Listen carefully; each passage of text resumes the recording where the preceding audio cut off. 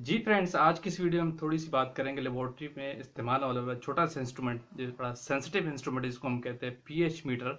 उसकी थोड़ी सी कैलिब्रेशन के हवाले से बात करेंगे। सेकंड, उसके जो बफर्स होते हैं कैलिब्रेशन के लिए, उसकी रेंज क्या होती है, सवाल मेरे पास बहुत ज़्यादा आता। तो आगे चलने से पहले आप देख रहे हैं मेरा चैनल वॉइस ऑफ कियानी और मैं सफदर खान कियानी। चैनल पर न्यू है, चैनल को लाजमी सब्सक्राइब कीजिए ताकि तमाम वीडियोज़ का नोटिफिकेशन आपको मिलता रहे।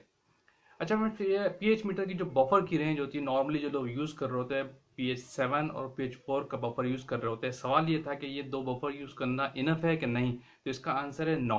क्योंकि बफर की रेंज आपको जस्ट एसिडिक और न्यूट्रल रेंज में नहीं रखनी चाहिए। जब भी आप पीएच की कैलिब्रेशन करें तो आपकी जो बफर की रेंज है वो बेसिक मीडियम का वाला बफर भी होना चाहिए। तो बेस्ट प्रैक्टिस क्या है इसके लिए, आपके पास पीएच 7 का बफर होना चाहिए, पीएच 4 का बफर होना चाहिए और पीएच 10 का भी बफर आप यूज़ करें।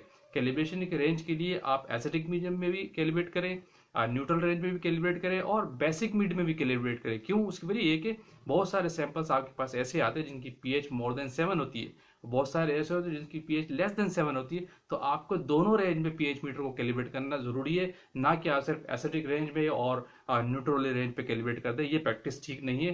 पीएच मीटर को जब भी आपने कैलिब्रेट करना है तो आपने दोनों रेंज को कवर करना है, एसिडिक रेंज भी और बेसिक रेंज भी, यानी आपके पास 7, 4 और 10 का बफर होना बहुत जरूरी है। ये सवाल, इसका आंसर ये है, ठीक है। अच्छा, एक और बड़ी इंपॉर्टेंट बात कि पीएच मीटर में हम स्लोप भी निकालते हैं। तो स्लोप की वैल्यू क्या होती है नॉर्मली?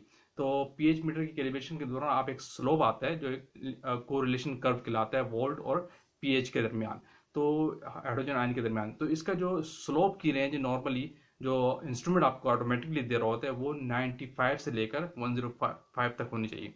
यानी 95% से लेकर 105% तक पीएच जो कैलिब्रेशन का स्लोप कर्व आता है उसकी रेंज ये होनी चाहिए, इससे ज़्यादा नहीं होनी चाहिए। ये कैलिब्रेशन के लिए रिकमेंडेड है। अगर आपकी कैलिब्रेशन के दौरान स्लोप आउट होता है तो इसके मीन्स कि आपकी कैलिब्रेशन ठीक नहीं है। आप अगेन उसकी कैलिब्रेशन करेंगे आप, यानी कोई कंटामिनेशन है, बफर आपने ठीक नहीं लिया, ठीक। अच्छा, थोड़ी सी इसकी आप बात कर लेते हैं प्रिकॉशनरी मेजर के हवाले से जो एनालिस्ट नॉर्मली मिस्टेक कर जाते हैं। देखिए, आप जो बफर यूज़ करते हैं उनको आप स्टोरेज आफ्टर ओपनिंग हर जगह प्रैक्टिस आप फ्रिज में रख देते हैं उसको लो टेम्परेचर पे। फ्रिज का टेम्परेचर आपको पता है 25 से कम ही होता है।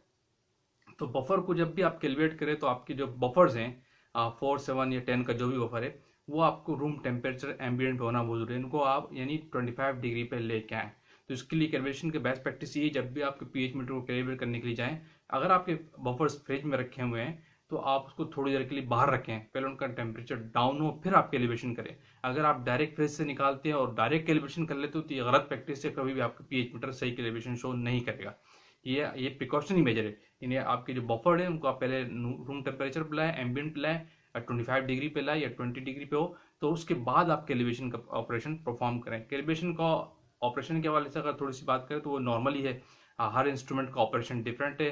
प्रैक्टिस यही है कि पहले आप इलेक्ट्रोड जो आपका होता है उसको आप वॉश करते हैं और उसको क्लीन करें। ड्राई होना बहुत जरूरी है। एक इलेक्ट्रोड को दोबारा एक से एक बफर में डालने से पहले आप उसको वॉश बहुत जरूरी करें, ये बहुत जरूरी है। यानी पहले आप उस इलेक्ट्रोड को आप वॉश करें, क्लीन करें, ड्राई करें, फिर आप पीएच 7 के बफर में डिप करें।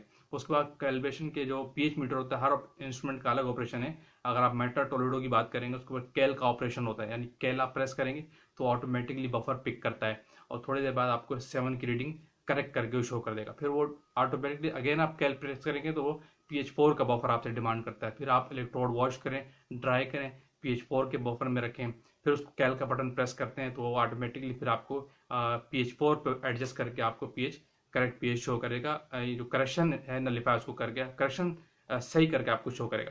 फिर इसी तरह आप पीएच 10 में ये ऑपरेशन करेंगे, क्लीन करके ड्राई करके पीएच 10 में डिप करेंगे तो आपको पीएच 10 के बाद जब आप कैल प्रेस करने के बाद फिर आपको ऑटोमेटिकली वो स्लोप शो करता है कैलिब्रेशन के दौरान। फिर इन दी एंड जो आपको स्लोप शो करता है, स्लोप की वैल्यू आपकी 95 से लेकर 105 के दरमियान आनी चाहिए। इससे ऊपर या नीचे आ रही है इट मीन्स कि आपकी कैलिब्रेशन आउट है। ये थोड़ी सी डिस्कशन थी पीएच मीटर के हवाले से कि ये सवाल सबसे पहले मेरे पास सामने आ रहा था कि पीएच की बफर की रेंज क्या होनी चाहिए, 7 और 4 ओके है कि नहीं। तो हमेशा याद रखिए आपकी पीएच बफर की रेंज जो है आपकी एसिडिक मीडियम भी होना चाहिए और बेसिक मीडियम भी होना चाहिए। उसका रीज़न ये है कि आपके बहुत सारे सैंपल एनालिसिस ऐसे होते हैं जिनकी पीएच 8 भी होती है और पीएच 4 भी होती है। अगर आप पीएच बफर को सिर्फ 4 की रेंज में कैलकुलेट कर देंगे तो जो 8 पीएच का सैंपल है आपका जिसको आप एनालिसिस कर रहे हैं वो नॉट श्योर कि वो सही पीएच बता रहा होगा या नहीं। इसलिए आपको बेसिक मीडियम में पीएच बफर पीएच मीटर को कैलिब्रेट करना चाहिए और एसिडिक मीडियम में भी कैलिब्रेट करना चाहिए, दोनों रेंज को कवर करना चाहिए। Thank you for watching. अल्लाह हाफिज़।